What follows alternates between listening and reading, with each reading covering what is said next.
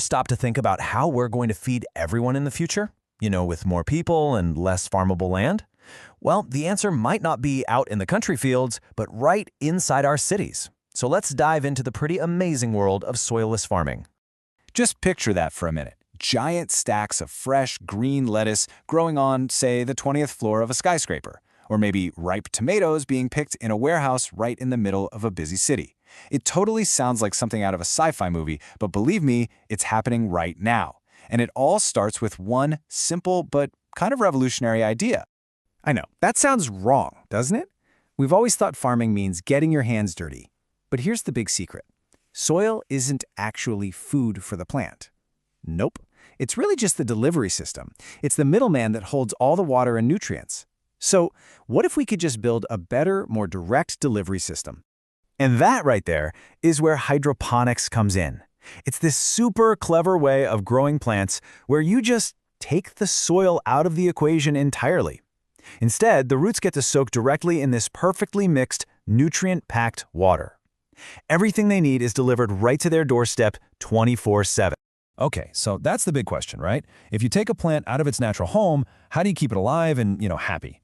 Well, it's all about engineering the perfect environment from the water up. The best way to think about a hydroponic setup is to imagine a high-tech life support system, but for a plant. Every single thing a plant needs, water, food, oxygen, it's all carefully controlled and delivered on a perfect schedule. This creates a kind of paradise where the plant can just focus all of its energy on growing. And the actual hardware? It's surprisingly simple. You've got some pipes that act like a nutrient superhighway. You've got little cups to hold the plants so they don't float away. Then you have a whole chain of pipes connecting everything. And the most important part, a bucket and a pump, which act like the heart of the whole system, constantly circulating that life-giving nutrient solution. Now, let's talk about the most important part of this whole thing, the food. In hydroponics, you're not just giving plants some generic fertilizer. Oh no. You are their personal chef, whipping up a perfectly balanced 5-star meal designed specifically for their needs. So first up, we've got the main course, the big three. There's nitrogen, which is the secret to getting those beautiful, lush green leaves. Then you've got phosphorus, which is the powerhouse for building strong roots and making flowers pop. And finally, potassium, which is like a multivitamin, boosting the plant's immune system and overall strength. Next, we have the supporting cast, the secondary nutrients. They're needed in smaller amounts, but they are absolutely critical. Calcium helps build strong cell walls. That's the plant skeleton. Magnesium is right at the heart of chlorophyll, which is the little engine that powers photosynthesis. And sulfur is a key building block for all sorts of essential proteins. And last but not least, we've got the micronutrients. We're talking tiny, tiny amounts of things like iron and zinc. But don't let the name fool you. These little guys are like the spark plugs in the engine. They kickstart all the critical functions inside the plant. The main takeaway here is that this special water solution has literally everything a plant could ever want. Okay, so we know how it works, and it's pretty cool tech. But so what? Why does it matter? What's the big payoff here?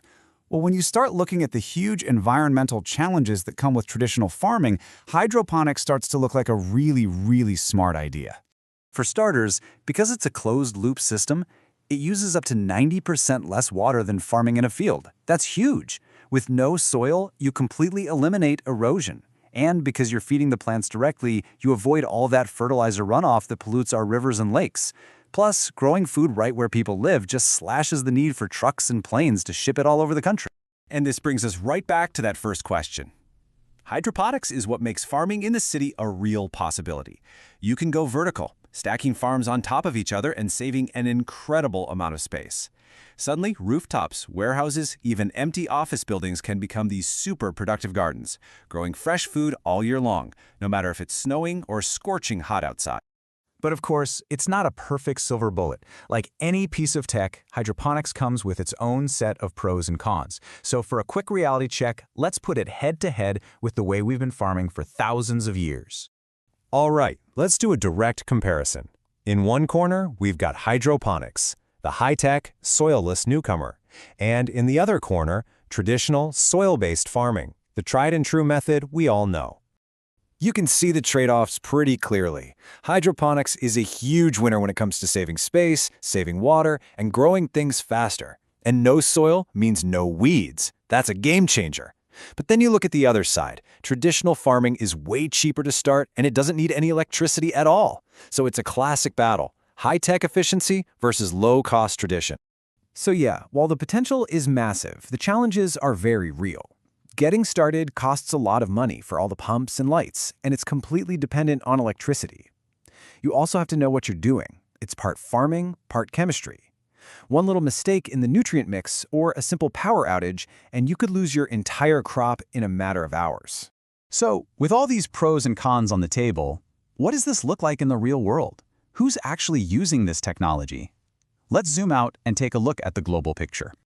This chart tells a really interesting story. See, if you look at a country like the Netherlands, which is small and very densely populated, hydroponics makes up a pretty big chunk of their farming. It just makes sense for them.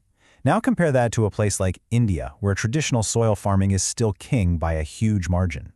And this really gets to the heart of it. Hydroponics isn't here to replace all the traditional farms across the globe. Not at all.